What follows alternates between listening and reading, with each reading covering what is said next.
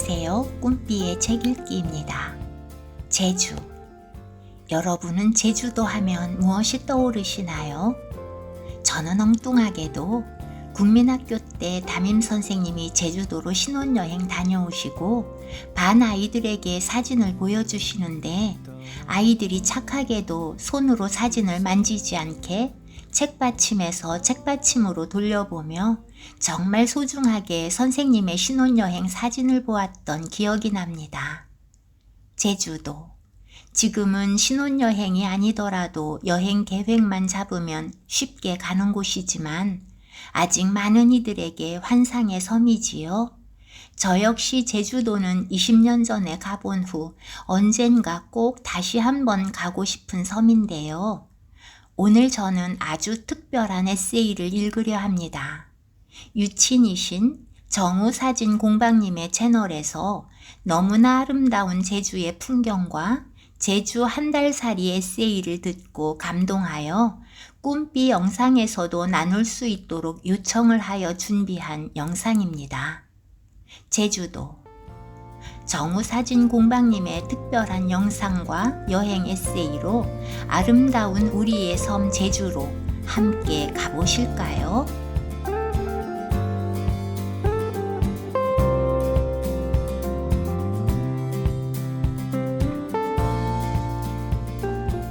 이별. 제주 한 달살이. 이정우. 칠흑 같은 밤을 헤치고 목포항으로 내려갔다. 차를 선적하고 나서야 어딘가 낯선 곳으로 떠난다는 실감을 했다. 객실에서 잠시 쉬었다 밟는 제주 땅은 이국 풍경을 보여주었다.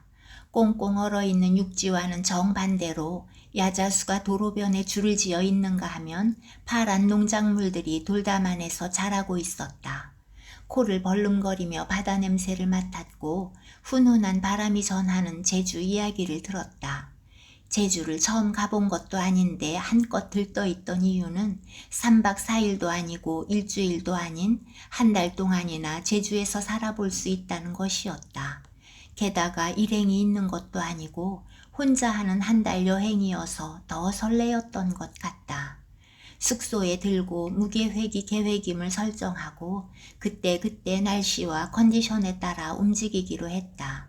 중문 쪽에 숙소가 있어서 주상절리를 갔었고 하가리 쪽에 낮은 담들을 구경했다. 카메라를 꺼내들지 못하고 어디쯤에서 촬영을 해야 할지 몰라 그냥 드라이브만 했다. 그러다가 무인 카페를 만났고 거기서 차 한 잔을 나누면서 낯선 제주와 안면을 텄다. 혼자 카페에 앉아 진정한 제주의 첫인상을 보았고 지금의 나의 위치를 확인했다. 그러고 나니 카메라를 꺼낼 수 있었고 무인 카페에 실내 촬영을 할 수 있었다. 바람이 몹시 불던 날 섭지코지와 유민미술관을 촬영하고 김영해변에서 촬영했다. 바닷바람이 엄청 강했었는데 그 추위를 온몸으로 맞으며 서 있었다. 나중에 확인해보니 바람의 모래가 날려와 렌즈에 붙어 있어서 온통 사진이 검은 모래였다. 머체와 숲길에서 조랑말이 자꾸 머리를 들이밀고 쓰다듬어 달라고 해서 놀랐다. 당근도 안 가져갔는데 따라다니면서 머리를 들이밀었다. 카메라를 삼킬 듯 신기하게 관찰해서 할 수 있는 만큼 많이 쓰다듬어 주었다. 자연방품님인 동백울타리는 서너 번 다녀왔다. 이번 제주 여행의 확실한 수확은 난산리에 있는 동백울타리였다. 자다가도 생각나고 눈 와도 생각나는 그런 동백꽃이었다. 추억의 숲길을 걸었고 솔오름을 걸었고 다육이가 자라고 있는 김성주 할아버님 댁을 다녀왔다. 집 주변에 있는 포구를 다녔다. 법환포구, 대평포구, 그리고 사계 해변을 다니면서 구경을 했다. 사계 해변의 화강암에 숭숭 뚫린 구멍 사이로 싸랑눈이 둥지를 틀고 있었는데 생각했던 대로 촬영이 되지 않았다. 크고 작은 구멍에 흰 눈들이 있어서 어쩌면 멋진 작품이 될 것 같았는데 생각과 현실은 정반대의 곡선을 그리고 있었다. 돌아오는 날까지 아쉬움이 남는 컨셉이다.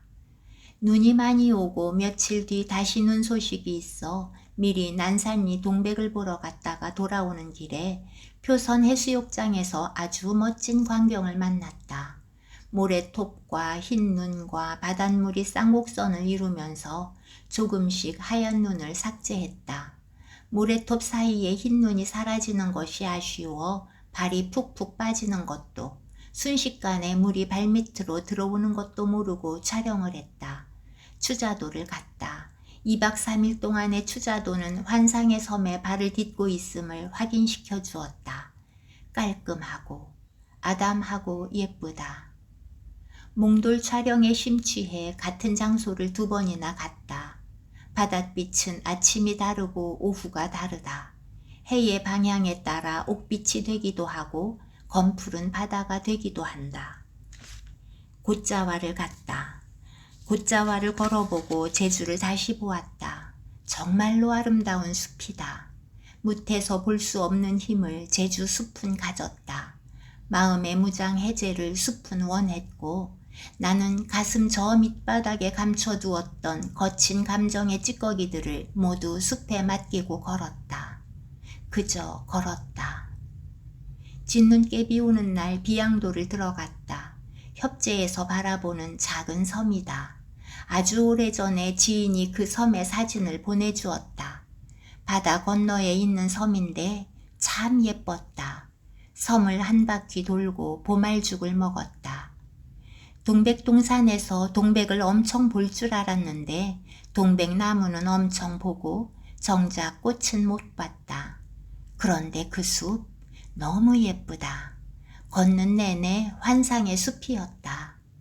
위미리 동백마을에서는 동백꽃도 많았지만 관광객들도 너무 많아서 렌즈 속으로 사람들이 자꾸 걸어 들어왔다. 신천 목장에서는 노란 카펫을 만났고 이시돌 목장에서는 우유곽 속에서 차를 마셨다. 강정항에서 예쁜 돌들을 많이 보았고 갈매기들을 찍었다. 제주까지 와서 갈매기를 찍어야 하나 하면서도 눈을 떼지 못했다. 너무나 아름다운 모습이었다. 돌아오는 날 새벽, 제주는 한 달 살이 온 여인을 쉽게 보내주지 않았다. 아침 7시 10분 출항하는 배여서 6시 10분까지 도착하라는 문자는 오는데 눈이 내려서 도로가 차단됐다는 메시지도 계속 뜬다. 해변으로 돌아가는 코스를 중간중간 검색해서 운전을 해도 어느새 눈이 내리고 길이 미끄럽다. 주위는 캄캄하다. 심장이 쫄깃하고 뇌가 긴장하는 것을 느낄 수 있었다. 6시 50분 간신히 배에 차를 얹었다. 객실에 올라와서 곁에 누가 있거나 말거나 한숨 잤다. 온몸에 긴장이 풀리니 잠이 쏟아졌나 보다. 완도항에서 내비를 찍으니 정확히 438km다. 그 길이가 얼마나 되는지 가늠을 못하겠는데 10시 10분 출발, 오후 4시 30분 도착이다. 지루하고 먼 길인데 참 사람의 마음이 간사하다. 제주가 좋다고 입이 닳도록 이야기해놓고 무태 풍경이 또 새롭고 멋지다. 슬쩍슬쩍 산머리에 눈을 얹은 모습도 좋고 고속도로 옆에 나무도 예쁘고 가끔 보이는 외딴 집의 풍경도 너무 좋다. 이렇게 해서 나는 제주 한 달 살이를 마쳤다. 한 달 동안 제주에 머문 가장 큰 이유는 무언가를 떠나보내기 위함이었다.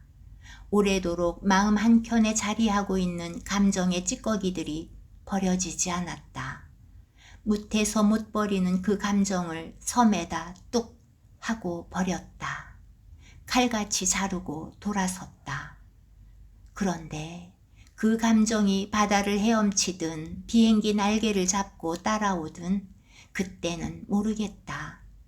매일 이별인 것처럼 살았는데 이별이어도 이별이 아니어도 이젠 상관하지 않는다. 지금까지 살아온 날들 중 제일 사치를 꼽으라면 아마도 제주 한 달 살이겠지. 그만큼 내 삶의 중요한 여행이었다.